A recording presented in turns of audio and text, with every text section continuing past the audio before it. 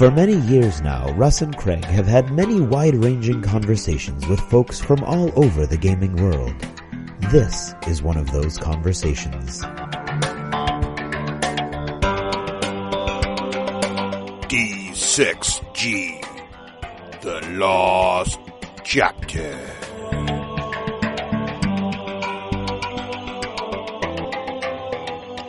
Hey, so, it's fall, and that means lots of donuts and other things with cinnamon in them. Did you notice that? Pumpkin too. Yes, pumpkin. A lot of apple. The apple pie is really good. It is. It's all-American too.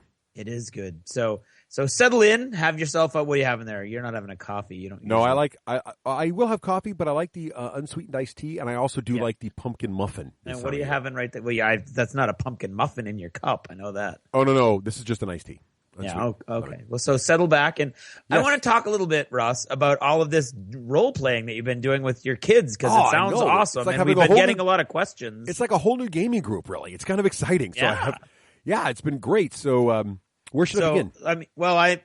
Let's start first. I mean, you eased them in. I know that, and then you slammed them with both feet with 5e very recently. So let's lead up with what would like how do you run I know a lot of people listen and they're like, you know, obviously it's not going to be lots of stats and lots of that action takes 0.5 seconds. So what do you focus on when you're doing it with kids? Well, it's funny. So the very first game I started with was something called, I think I mentioned on the show before, A Fairy's Tale. Mm-hmm. And you can still get this game on Drive-Thru RPG. So if you're interested in it, it is available there as a PDF. It's a small amount of money, like $10 something. And, what I liked about this game, and I started first role-playing with them when they were like 6 and 7. And the reason I thought it might work was that they really we would just sit around and tell stories sometimes, you know. And I think Rafe talked about this when his kids were young too. Like he actually wrote a short book based on the stories. And I realized you're telling stories, well RPGs are just collaborative storytelling, right? So why not try one with them? And so when I saw this, I looked for a really simple one. And A Fairy's Tale is very simple. You only have 3 stats. And basically one of them is spirit, and you basically just roll dice and hope for successes. So it's a success-based thing. So I might say you see a river and how do you want to cross it? And they're saying, I'm going to try to lift the log. And you say, well, the log is very heavy, so you need 3 successes. And you make your strength check, which tells how many dice you roll and look for success. So there's only 3 stats, and you can put your spirit into it to kind of force re-rolls. And then there's a magic ability. You can kind of craft that into whatever you want. So if the kids want to do that, they can. But the first thing, I think the most important thing, and I think it's sometimes very tempting to just skip the character creation or give your kids a pre-generated character. Under no circumstances do that. Oh, do not do that. I found that by starting out and just make the very first session the only thing you're going to accomplish in the first hour, 2-hour session, and keep it short if your kids are young, is just create your character. And even this fairy game, right? So it's you pick your race, your kind of fairy, and you're picking you're basically picking your gender, the kind of fairy you are, and a couple points in your stats, and that's it. But I had them really think about it. I had them draw a picture of their fairy.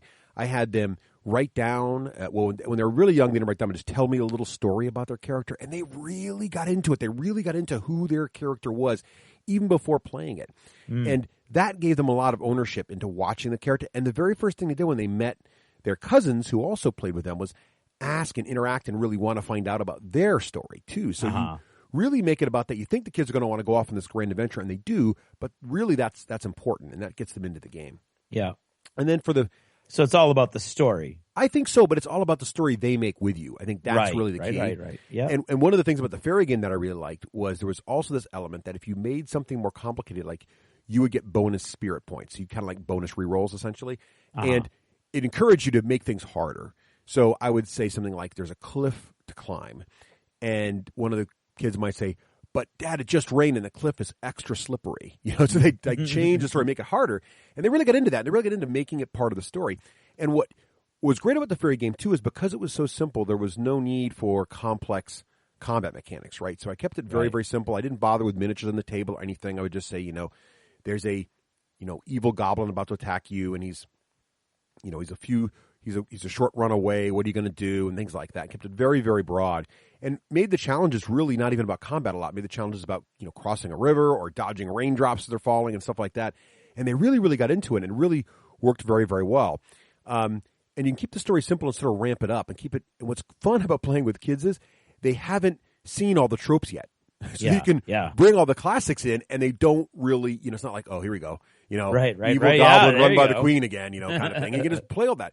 So that was a lot of fun. And so you've got like a lifetime of material to work with, right? Without your peers rolling their eyes at you, right? So here's a good example. So we just started playing 5th edition Dungeons and Dragons. So the kids are now, just to get everybody at age level set, right? So the kids have gone from the games we played so far. We played Fairy Tale RPG for quite a bit of time since they were 6 and 7. So we've had maybe, 10 or 11 sessions over that, and to the point where they really got into it so much that my oldest daughter requested one of her birthday parties just be inviting the cousins over and playing the fairy game. And then my niece's birthday is literally a month after 2 months after my daughter's birthday, so she wanted to also have the same thing. So we'd go for a couple times where they would just be birthday RPGs. So they liked it that much, which is great. And we played it for a long time, but I could see that the simplicity of it was getting thin, right? So we also tried Mouse Guard. They did like Mouse Guard a lot. Went really, really well as well. We only did a couple sessions of that. The combat system in Mouse Guard is a little bit technical and very, very tactical, and it's got this little card mechanic that they liked, but it also, they didn't like how it slowed combat down. And one of the things my oldest daughter expressed was, she said, wow, when there's too many people in the room, in the party, you have to wait a long time before you get to go. Right? So what I started finding was they didn't like games where there was a lot of tactical thinking between your turn. So I stayed away from D&D 4E during this time period because although I love D&D 4E, I could see that all that tactical combat, and also like Iron Kingdoms is another example where although they play War Machine and Hordes, it would turn combat into a War Machine and Hordes game, which is awesome, except it totally stops the game, and all of a sudden it becomes a very thinky, very tactical combat situation. I could tell that's not what they were getting out of these storytelling games. Right.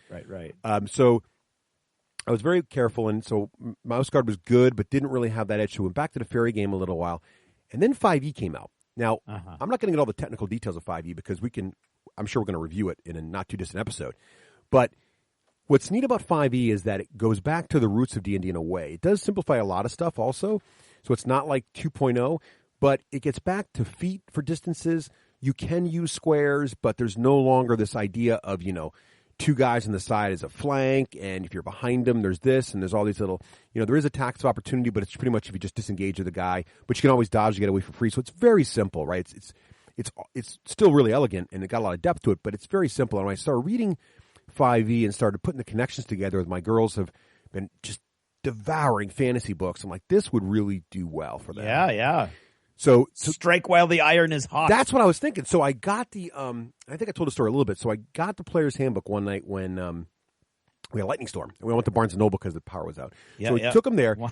So many things changed because of that. It was like lightning literally struck is what happened. So I took the player's handbook, and I was reading through it, getting into it. I started realizing the mechanics were much, much simpler, even without the DMG yet. I'm like, wow, that's Dungeon Master Guide for you non-D&D fans. Even without that. So the player's handbook is just the rules for the players. But what's nice about the way Wizards does this is that you have all the core mechanics of combat and everything else in the player's handbook.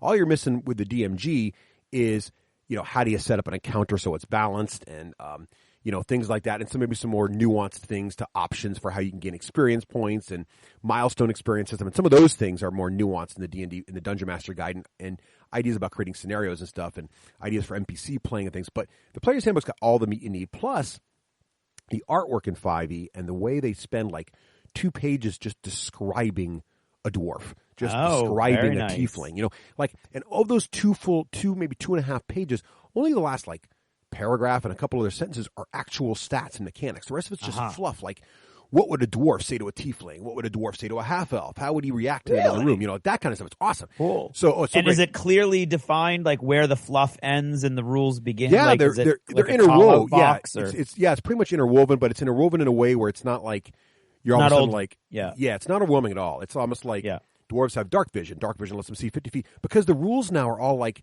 it's not about squares anymore. So everything's feet. So dark vision, the rule for dark vision is you can see in darkness up to 50 feet away.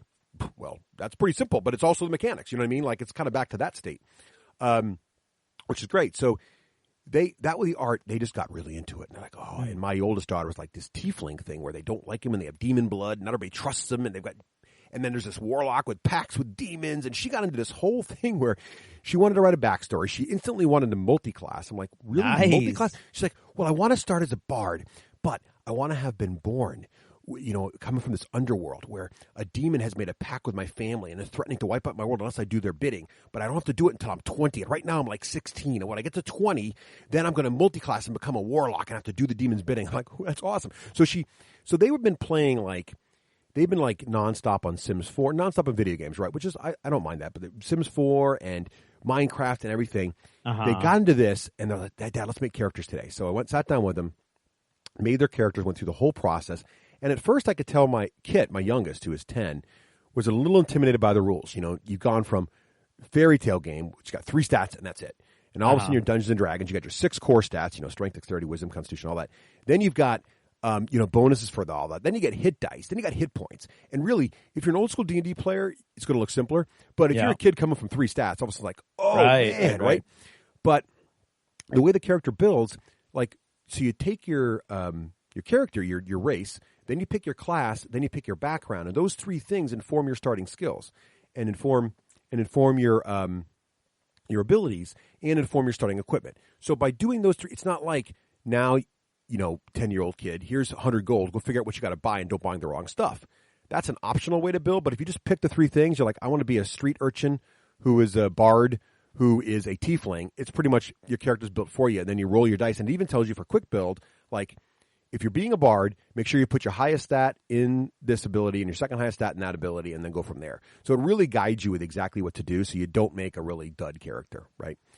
So that was great. So we got the character set up, and really they must have spent 5 hours in the first day just making the characters, drawing the pictures, and they each wrote like 2 pages of background about their characters and typed them all up. It was fantastic. That is awesome.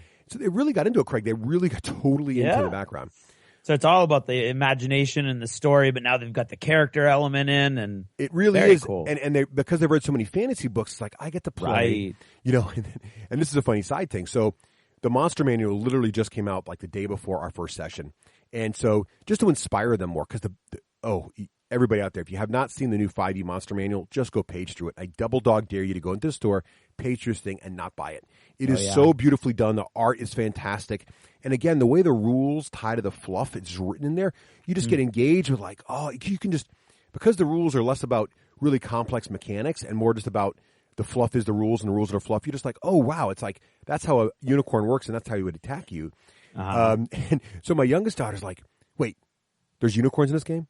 Dad, I will be very disappointed if there's not a unicorn in this campaign. And there's rules for like, what if they're in their lair? What do they get? So they just went through, I let them page through the monster manual and just see the richness of the universe. And they really just got totally like, could not wait to play. So then I'm like, great. So then the other thing that happened was my brother, as you know, John, he is a huge role player and he still plays Dungeons and Dragons pretty much monthly, if not more often, with a very hardcore group of friends. And he's been playing with these guys like, I don't know, 20 years now almost. And they play 4E right now. Obviously, 5E is just coming out. They haven't switched over to that yet. They're all very happy with 5E. They never had a problem with it. But of course, he's curious about it. I said, hey, John, I know your kids, my niece and nephew, have liked playing with the girls in the past. This fairy game, do you think they'd like Dungeons and Dragons? I just got 5th edition. It seems a lot easier for kids to get into. Do you think they'd like it? He's like, I don't know. I'll check with them. So he went and talked to them. He texted me back. He's like, I think they're interested. I said, well, go pick up the new player's handbook. Tell me what you think. He runs out.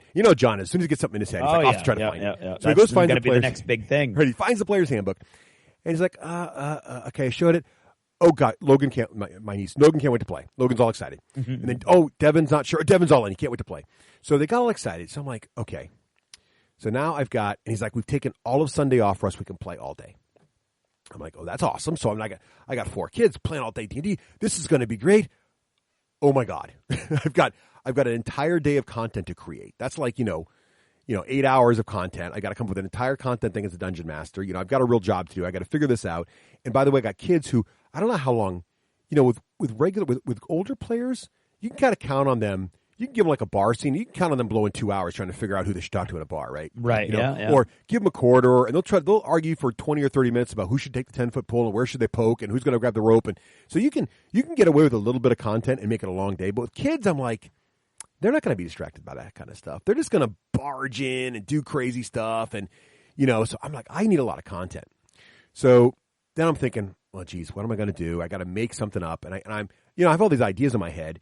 And the other thing that was tough was my youngest daughter, because they were all this background, right? My youngest daughter decided that her background was she was a druid outcast, right? So she had a rich family, but she left them. She's an outcast and lives in the woods. She hates society and hates cities. Okay, fine. My oldest daughter decided that she is a bard tiefling urchin who loves cities and hates nature. I'm like, okay, so I got to get these two guys together somehow. And then I've got, my niece and nephew who I've got to get in there. And then, of course, John's going to play too. So I got to get all these guys together somehow. And because they haven't been in the same room to collaborate, they don't have a good backstory. And I really want it to be about story. So I don't want to just go in and say, the four of you met in a bar. Yeah, right. But then I was like, okay. Well, please, you're playing with children. It's a tavern. Well, that too, right? A tavern, right? But then I'm like, none of these kids have had the classic, your God gives you a vision and you must go do X. Right? There you go. So I went with visions for most of the stuff. So the druid, she had written in, my youngest daughter written in the fact that she had this eagle, right? Yeah. So I decided that I'd have the eagle get captured and that will take it to the town. Now, here was my only real big error or miscalculation was the eagle. I'll go back to the eagle in a second. So the plan was I will get this eagle captured because I kind of quizzed him. I said, what's in your background? What do you like? What do you love? What do you care about? So my oldest daughter has gotten, she's a city urchin and she's got this cat. Okay. Mm-hmm. My youngest daughter lives in nature. She's got this eagle. Now, they're not really, the cat's a pet. The eagle's not really a pet. It's just someone that visits her once in a while. She's been living in the woods for a long time, and she's got this background about a cloak that's made of eagle feathers and blah, blah, blah. Anyway. Ooh. So, it's a long story. She also threw her, sure it is. She also killed her first bear by throwing her staff at it. I tried to explain that really didn't work, but anyway. It was when she was only 3? Yes. She impaled him with her staff. I was like, you might want to make that a spear. No, it's a staff, Dad. Okay, well, we'll let that go. So the Eagles come in, so I'm like, I'll capture the eagle. It's your best friend. I'll capture the eagle. That won't be a problem. I'll capture the cat. I'll have some kind of fluff rumor, weirdness that this group of kobolds is capturing the souls of animals or something, and I'll capture the animals and force them to come and get this thing. So I'm talking to my oldest daughter, and she's like, Dad, I said, so this cat's your most important thing. I could take or leave the cat, really. He just shows up once. I'm like, darn it. So anyway, so this is happening, right? Meanwhile, my nephew is a worshiper of Bahamut, which is a dragonborn who worships the good dragon god.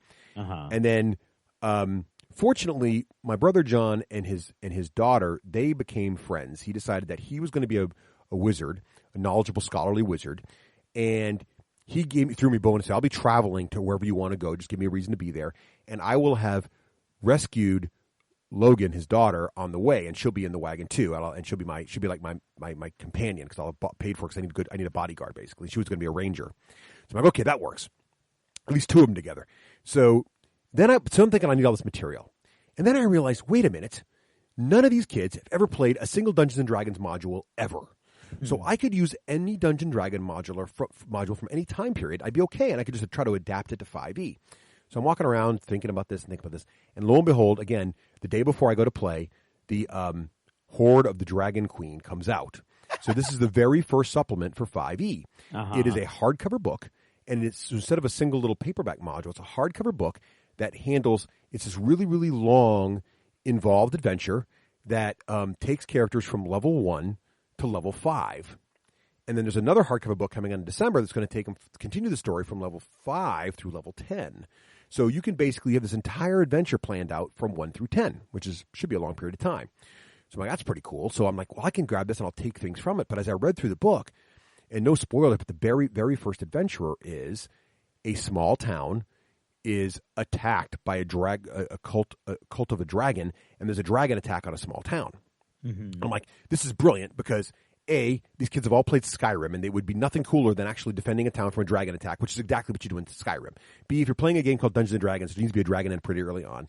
And C, this whole thing with the town, if the druid's living outside the town and the and the other daughter's inside the town, and the dragon attacks, and its eagle gets stolen and brought into the town under attack, and she's got to go rescue the eagle. Now everybody's got to be in this town, and meanwhile, there could be a guy who was investigating the cult who sent word to his friendly scholarly, the wizard, which is my brother, bringing them in. And by the way, this evil dragon uprising coming, Bahamut, the guy who worships him, my nephew, he's had a vision from Bahamut to go to this town and try to defend against this giant evil dragon attack. Very boom, nice. It all comes together. So, phew, that was the plan. So I got them all together, and I'm like, okay, they're going to probably blast through. And it's a really neat scenario, this first scenario. It's very clever. You get in this town, and you end up, there's a bunch of mini missions you can do to save different events that are happening throughout the night. There's basically a big army of kobolds and dragon attack flying around attacking the town. You do a bunch of little things to try to save these people here, there, and the other place. And by the morning, you sort of defended the town. You don't obviously fight the dragon directly as a level 1 character. You just sort of influence things and help people survive the attack, right? And then the campaign carries on as where did these guys go? Where did they come from? Why are they attacking the town? You better go investigate, blah, blah, blah. That's the rest of the whole thing. So I'm thinking, okay, so we'll do this. They'll probably blast through this first scenario of defending the town in the evening really quickly. So I set up to start playing, and they got really into it again. So I set up the whole thing, did a little pregame before the module of the two of them meeting and the eagle getting kidnapped. So in the very first session, so this is Saturday with just my two daughters, and I had the eagle get kidnapped. Here's my first real challenge. The eagle gets kidnapped.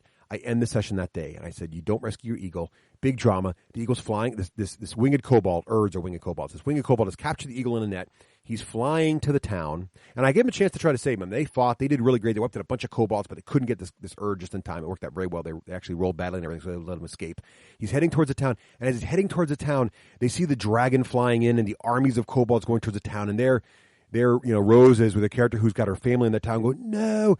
And there's my youngest daughter going, my eagle's going to the town, no. And so I'm like, perfect. What a dramatic ending cliffhanger. We'll end it here today. And then tomorrow, the other guys will come into town. I'm going to meet up in the town and try to save the day, right? Yeah. So first session, thought it was great. They all liked it. My youngest daughter all of a sudden gets really sad and a little tear in her eye. I said, what's wrong? You're going to kill my eagle. I'm like, oh, no. She was crushed that I was going to kill my eagle. So I sat down and I said, look, first of all, you don't know what's going to happen to the eagle. I said, but he might live. The whole job is to rescue the eagle, so I'm not just going to kill him. And I said, think about it this way. You're the center of the story right now. Right now, your character is really important because your eagle's been captured, and you got to try to rescue him. That's really important. But think about like a movie, like when something scary really happens, but the hero always wins in the end, right? So that's what's going to happen here. And as soon as I kind of positioned it as you're the center of the story, and it's really important right now, I said, later, other people will be center of the story. So it's going to move around. You won't always be the main character. I said, but right now, you've got a little highlight, and you're a part of it. She kind of got it. And the next day, she was great. But just a warning there, they really get vested in their characters. Like, they are really vested. And it went great. So the next day, they met in town. And so I had the other guys in the tavern when the dragon attack occurred. So they kind of meet in the front. And they did a couple things I didn't expect. I had to kind of make up a couple scenarios on the side because Rose, my oldest, really insisted they get to her house and rescue her family, which obviously wasn't in the module. So I was like, no problem. So we made that up, did that whole thing, had a little random monster encounter on the way to that. They fought it off really well. But the best part was I was really afraid that my brother would be directing a lot of the action. Right? I was really afraid that right. He is the veteran. So I have to describe this one scene, which is my favorite scene in the whole thing, because I don't want to spoil all the different scenes. But there's this one scene in the evening when, the other thing that was interesting was when they made their characters, they didn't make it all combat based, right? So obviously, most of us grown up players, a lot of times we will min max our players for combat. I want to have a good sword and stuff. And my oldest daughter, you pick your spells. So in 5e, you get cantrips, and cantrips now are pretty good. They're like, you can cast cantrips at will, so you have to track how many you have, but you have a limited list of them from the main selection. Okay. And most of them are damage-causing spells. So like, for example, the druid has Thorn Whip, which does D6 damage, which is pretty good. That's like an arrow, right? Yeah. Range 30, and you can cast it at will. So kind of like 4e, the spellcasters have reusable attack weapons, right? Attack spells like that. So they can kind of do some damage, and the wizards got something similar. But then your level 1 spells, you have to pick from the list, and depending on your class, how you pick is different. So it's kind of like old school D&D. We can cast 2 of those a day, but if you're a cleric or a wizard, you pick which 2 it's going to be at the start of the day, kind of like old school D&D. If you're a bard, though, you have a list of 4, and you can pick from that 4 list and do any of them twice. So if you decide in the middle of the day you want to do 2 charm persons, you can do that. You have to memorize charm person twice, kind of thing. So the classes work slightly differently that way. So my oldest, because the bard has to pick the 4 permanent spells they kind of know during the duration of first level, she picked a lot of non-combat spells. She picked charm person. She picked I forget what it's called, but it's basically a disguise spell, change shape or something, and you can change a footer above and below. She used these spells extremely effectively. So when they got to this one scene, there's this one scene. So they had several battles, and they fought against Ambush Drake, which is sort of like a horse-sized lizard mini dragon creature. They fought against a bunch of mostly kobolds, a couple cultists. The Ambush Drake was the toughest guy, 22 hit points. They really had a hard time. They got him, but they had a hard time with him. So they're starting to know the toughness of the monsters, right? So they've got this scene now where there's this church, and this church has 36 villagers trapped inside of it. And in the front of the church, there's a bunch of kobolds with a battering ram trying to get inside. And obviously, the villagers barricade the front door. At the back door, there's a few kobolds and a couple cultists trying to light a fire and set the building on fire. Meanwhile, patrolling around the church in about a 5 or 10 minute interval going around the entire church is this large force of 2 of these ambush drakes and like 10 kobolds and a couple cultists. And they know. What's great about this is they look out there and they know. So I'm drawing this all on the board, right? And they're looking at it and they're like, and my oldest daughter, Dad, are you sure this is first level? And I'm like, and I told them before they started, I said, just remember, girls, just because it's something you can attack doesn't mean you should. Right? There's going to be things that are too hard. That's a lesson for all role players. Right. So they're looking at this and they're thinking about it. And they're hiding in the trees. And the great part is they've got a ranger with them, and the ranger's like, I'm going to try to, my niece who's 9, she's like, I'm going to try to lead him through the woods quietly. And what's great is in D&D 5e, there's this very simple concept called advantage now. So much like older Dungeons and Dragons, you're basically doing a lot of checks with D20s, right? So if you're trying to sneak, you make a dexterity check. And if you are proficient in sneaking, you'd make a dexterity check plus your dex bonus, which you always would get. Then if you're proficient in it, you get your proficiency bonus, which is a fixed number per level. So at level 1, you get a +2 for proficiency bonus. Levels 2, and it goes higher as you go. So basically, if you're proficient in something, you get your skill bonus plus the proficiency bonus, right? So if you're good at sneaking, you get your dex plus this. So it happens to be the ranger's +5. This idea of advantage is really cool. So if there's a situation where you think the character should have a severe advantage, for example, let's say there's an orc stuck in a river trying to cross it, and the archer is going to shoot the orc, with the character ranger, for example. Because the orc is stuck in mud, the ranger has an advantage. When you have an advantage, it just means you roll 2d20 and you pick the highest. If you have a disadvantage, you roll 2d20 and you pick the lowest. So if you're the guy stuck in the mud and you're trying to shoot somebody else and you're low, maybe you have the disadvantage, right? Yeah. So I was saying that, hey, if the tiefling is leading you guys sneaking through the city trying to avoid patrols, she knows the city well. She grew up here. She's got advantage. If you're in the woods with the ranger or the druid who grew up there, she's got advantage. So they take turns you in different areas, which is great. They're role playing up really well. So they've got this really good spot from trees looking over the thing. They see this patrol situation, and they decide to try to get around front. So they figured all this out on their own. My brother's just sitting here watching. He's like, well, we can sneak around one side. We can time that patrol. His idea was to sneak around to the side and try to go in through the front because it was the lowest defended spot. So as they're trying to do this, they figure out the patrol goes around once every 10 minutes. They realize they've got 10 minutes. And my brother said, don't forget, 10 minutes is a long time in combat because you got plenty of time. So they manage to time it right. They sneak up around the corner. They roll really well on the sneak checks. The kobolds don't spot them. They come around the corner, and my oldest daughter is like, okay, I've got this disguise spell, and I can cast it twice. So I can disguise 2 of us to look like kobolds.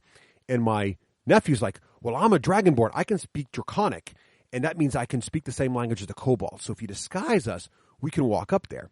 And when we get near them, then we can just attack them by surprise. And they said, well, we need one other person to bring with us who's really strong. So this is going to lead to a side story. So I wanted a bit of comic relief in the campaign.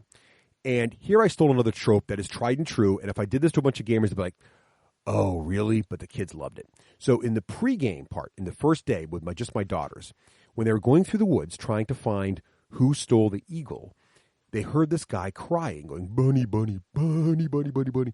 And they come to this clearing, and there's this giant, hulking half-orc that is just hairy as can be, holding this little white bunny in his hands, crying. And it's this wounded bunny rabbit. And so of course, your youngest daughter, kid who loves animals, is going to go heal this thing. So she's a druid. She goes, I'm going to heal the bunny. She heals the bunny. Well, the half-orc falls in love with her for healing his little bunny. The half-orc can only say the word bunny. He's like Hodor. Bunny, bunny, bunny, bunny. So he says this whole thing. And the reason I did this is because both of them had chosen not fighters, right? They'd chosen a druid, and she had originally chosen her strength to be very weak. And they chose a bard. She also made her strength very weak. So they had no frontline fighter. And at this point, I didn't know if my niece and nephew were going to make it to the next day or not. And I wanted them to have someone who's a frontline person. So I gave them this guy who could only speak bunny. giant half-orc. He's a barbarian, actually, half-orc barbarian. So he wears no armor. He's basically a loincloth. He's a hermit. He's a hermit guy, and don't say the word bunny. So they love this guy. They think he's hilarious. They love him. So he's been great. So he's been traveling with him throughout the city, and so he's there. So like we're gonna escort Bunny up to the battering ram, okay? And we'll be guards. And so it's the Star Wars scene, right, with the two stormtroopers escorting the Wookiee. So he's like, we're going to escort Bunny right up to the battering ram. When we get close, we'll just attack and wipe them all out because there's 6 kobolds and there's one leader that will take them out before they know what happened. And they want to capture a leader, too, because one of the missions is to try to question the leaders and see why they're attacking the city. So this is their plan. So they make the disguise check. They walk up there, and the paladin is going to do all the talking. He's going to talk in Draconic. So one of the cultists walks up, who's got pretty high wisdom, and he says, "What are you doing here with that creature?" And the paladin, my nephew, doesn't miss a beat. So my brother's not sitting there directing him or anything. He's just sitting there watching his son do this. And he says, "We've got this prisoner. We wanted to bring him over here so you could take care of him." And the cleric's like, "Why would you bring a prisoner here? Prisoners don't belong here. We're in the middle of attack on a church." And without missing a beat, my nephew says, "Do you see how big this guy is? He'd be great on that battering ram." I'm like, that is brilliant. Make a charisma check with advantage. This is a great line. And he did it. He nailed it. Of course, he's a paladin. Oh, nice. Charisma. So he totally convinced. He's like, "Great idea. Get him over in the battering line." So they got Bunny on the battering ram, and then they attack. And as they're attacking, so there's leaders here, and the leader's a winged dragon guy. So the leader's about to fly away. And again, without missing a beat, with no prompting from my brother, my youngest daughter says, "I cast Entangle on the leader." And sure enough, she rolls really, really well. She spends her influence, which is something you can get. It's kind of like fate points. You can spend this and give yourself advantage on any roll you want. So she spends one of these, gets advantage, totally nails the guy, traps him in the branches. The bunny hits him, wipes out all the guys, and they totally take the front door out without my brother suggesting at all. They think to bring the battering ram inside, and everybody goes inside, close the door behind him. It was brilliant. They got the town people out. They ran out the back door and timed it just right. My brother cast fog up there so no one could see him, and they got away. It was just a great, great scene. Completely avoided combat except for like a total surprise attack. And they totally figured it out without my brother planning the whole thing. So that's very cool. It was a blast. And I think the lesson I learned there was, and they got through about half the content I thought they would. Because I thought they'd get through the entire town attack one night. They're about halfway through it right now. So they're going at a clip that's about what I'd expect for veteran players. Nice. They got back. The kids cannot wait to play again. We're playing again this Sunday. We've rearranged a whole weekend schedule to do it again. John, my brother's like, this was, I can't even believe how much, the whole time he and I would come together between breaks and be like, this is as fun with playing with grown-ups. These kids are great. They're like totally into it. It's like a whole fresh perspective on Dungeons & Dragons. It's awesome. So we just had a absolutely great time. The kids were totally engaged. They cannot wait to play again. They ran back afterwards making their backstory up, and they just barely hit level 2 because level 1's so easy to get past. They're all excited doing their levels up, ready for this week. Cool. And we just had a really good time. It was really a lot of fun. And the best part about it is because they haven't played through any modules before, you can grab these modules off the shelf and just play with them. I just did a little prep work, so I would, obviously reread the sections first, wrote down some notes about the encounters, so I flipped to the book all the time. Got everything centralized and everything so I could play it quickly. Put it on Realmworks, by the way, which was awesome. Oh, cool. Yeah, well, so Realmworks, here's one thing I did too. This is just an aside. This isn't about playing with kids now, but so I had my DM screens up and I had everything up, and I actually tweeted a picture of this. So if you go on the Twitter feed, you'll see this picture. Yeah. I got tables set up. I got the D&D screens up. I got my little Surface or any laptop will do behind the screens. So Realmworks is a thing where the player view can, if you have a second screen plugged in your PC, the player view goes in the second screen. So I'm downstairs in the basement where we happen to have a television. I plugged my laptop into the TV behind me. So up over my head is this TV on the wall. And what I did was I have the second screen be the player view. So as we're talking and they're in this town, which is the first town, I've taken a picture with my camera of the town map in the campaign book, and I put it into Realmworks, and then when they discovered it, it shows up on the player view. So all of a sudden, a map pops up. What I also did to really engage the kids were, they don't know what a kobold looks like, right? They've never played Dungeons & Dragons before. They don't know what an ambush drake looks like. But the Monster Man has got pictures of all these things. So as preparation, what I did was I took my camera out and took pictures of a kobold from the Monster Manual. I took pictures of the ambush drake. And in Realmworks, I loaded the pictures under the monster's description. So I made entries for all the monsters that are going to be in the encounter. I wrote down their stats in there so I could quickly look them up because it's so easy to navigate Realmworks and find stuff quickly. It's easy to go from the kobold to my daughter's character's name to what her eagle stats do to, the intro text for the encounter. All of it's right there. So I just pre-typed all that in. And what was great was I went to the kobold and said they now know what it looks like and exposed it in the player view. So now in the player view, they got a map of the town. They got I took a map of the Sword Coast. So this whole adventure happens to take place on the Sword Coast in Forgotten Realms, near Baldur's Gate and everything. So again, all of us would be like, oh, here we are in Baldur's Gate, but the kids, they don't know what Baldur's Gate is. This is awesome. Baldur's Gate. Dad, did you make all that up? It's amazing. I'm like, no, I didn't make it all up, but isn't it all cool? There you go. So, but it's kind of neat because you're getting to, it's almost like showing your kids Star Wars, right? You're getting them to see this like classic fantasy setting, that's Dungeons and Dragons. Yeah. So it's great to see them. And I think my brother's enjoying that too. They're like seeing, the one of the foundation worlds of Dungeons and Dragons for the first time. It's kind of cool. Right. Yeah. But taking those pictures were huge too, because you get them up on the screen there, and it just fires the kids' imagination up, and they know exactly what the guys look like, and it's that combined with the stats. I really am liking how Realmworks works. It was so much easier to take notes, jot things down. Like I made a name of a tavern up on the fly and just threw it right into Realmworks, and I knew I'd get it right every time. It's just easy to find stuff. Really, really liked it as well. So I was really pleased with how that works. It just engaged the whole thing. The other cool thing about this trick with the another thing I did, Craig, which worked really well, was I used descent tiles and my descent model. So as you know, I have perfect. I have like every single descent thing so far for the second edition, right? Plus I have all the first edition stuff. So I have lots of models. So I figured with those, lots of monsters. That's plenty of monsters, right? Also plenty of heroes for them to choose from. So they're able to go through the giant bag of descent heroes and find heroes that roughly match their dudes, right? And then I also picked some monsters that roughly match. I have plenty of Kobold guys from Descent and stuff like that. And then instead of having a like working through the city, like they were traveling through the city, right? So they're working from house to house, and every once in a while there'd be a Kobold patrol, and once in a while they wouldn't get past and have to fight it in the middle of the city. So I grabbed the outdoor Descent tiles and just lay them out like they're the streets and side things, and say that the gaps are where the houses are. Oh, and very nice. It was great. My brother normally plays with a giant dry erase grid that he draws on, and he was noticing that Descent tiles actually play faster because it's just easier to flop down a tile than it is to try to draw more and then erase it and draw more. So it was actually very, very effective and efficient to use those. We had a really good time with that. And then the other thing I did was, because I had the computer with the Realmworks thing on the screen, sometimes I'd bring up a paint program and throw it up on the screen, and I happen to have a surface so I can draw right on the screen with a pen, but you could also do it with a mouse. I would draw the scene out. So like when they're assaulting the church, and it was this sort of, really bird's eye view of the church and where the patrols were and where they were hiding in very high level. I just drew it up on the screen. And as they said, I'm going to go around the church to the right. And I would say, oh, you mean here? And I'd draw the arrow. And they went, no, a little bit to the right. And I'd erase it, move it. And for initiative and combat and stuff, I just wrote everybody's name on the board. And that was another thing I thought was really interesting was I was afraid that the initiative system in combat would really bog them down. And I remember my oldest daughter was like, Dad, I'm afraid with 5 players, there's going to be a lot of downtime between when I go and when Devin goes. But because the combat system is really so fast now in D&D 5, in 4E, and I like 4E, but as a tactical player, when you've got like 5 or 6 different cards you can do for different attacks as a fighter, you spend time thinking about it. It's a lot of analysis paralysis. But in 5, there isn't much, in terms of the combat types. There's some for cantrips and spells and stuff, but it's really pretty much, I'm going to swing my sword down. They'll describe stuff really cool because I kind of encourage that. So, my nephew will be like, I'm going to jump forward and swing my sword right at his leg, kind of thing. But, you end up just rolling a D20. But it kept it going quick, and they kept engaged, and they were interested in the thing, and they were worried about when the monsters were going to go next, and they were, Devin, don't forget your turn. Make sure you make it count, kind of thing. And it worked really, really well as well. So, well, sounds perfect. Now, do you think,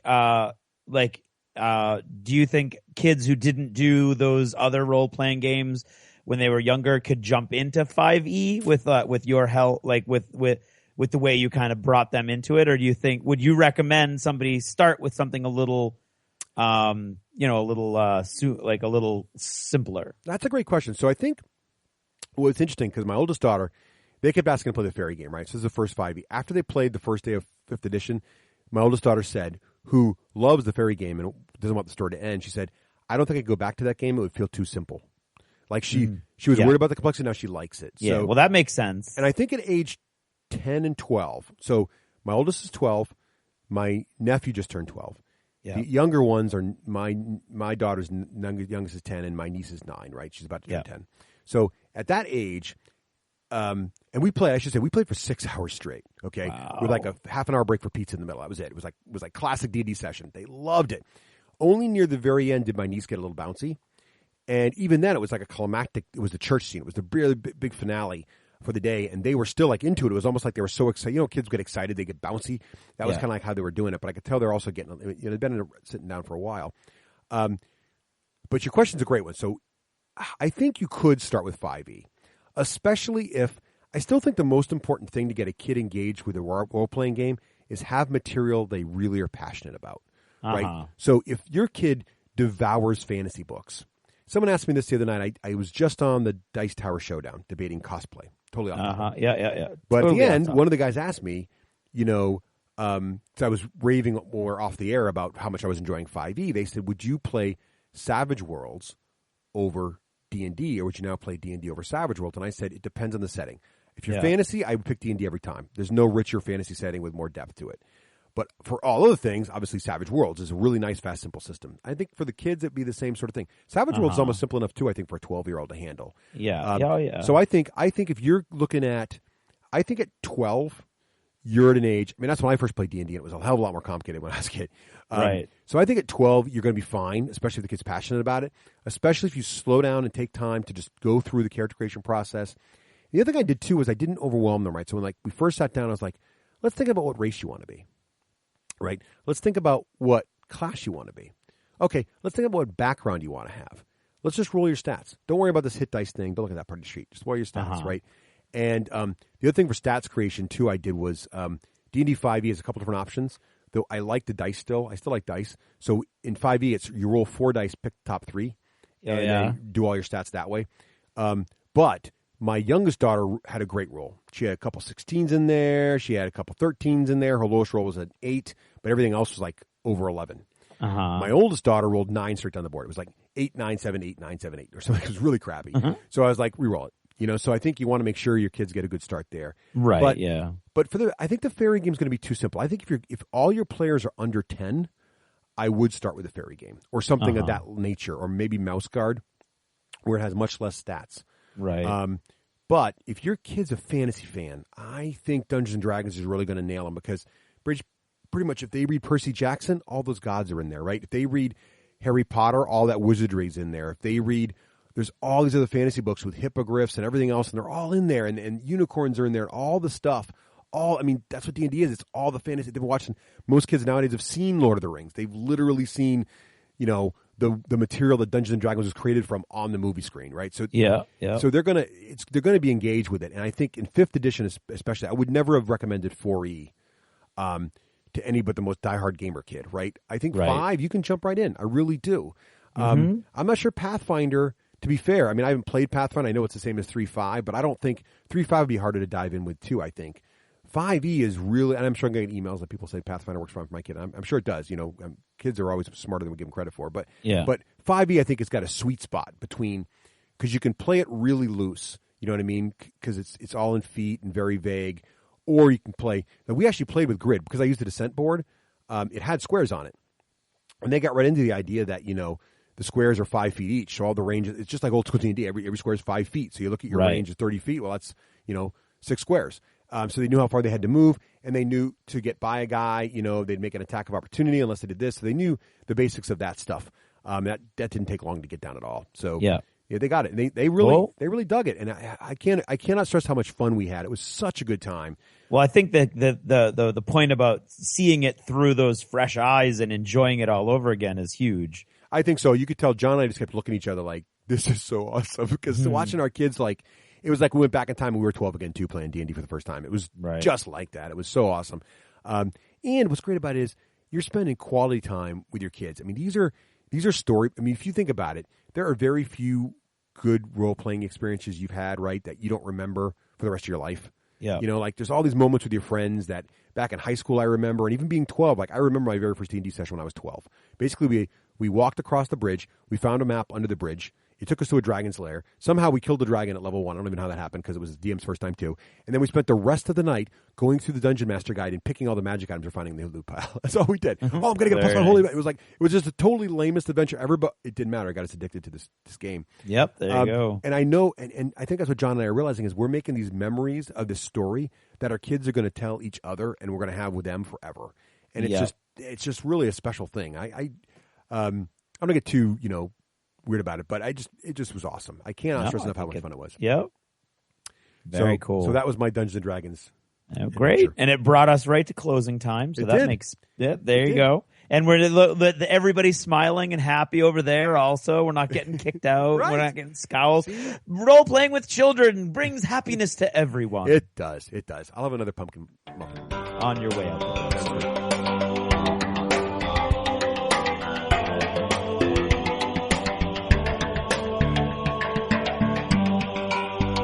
Thanks for purchasing a D6G Lost Chapter. Supporting the show helps it grow.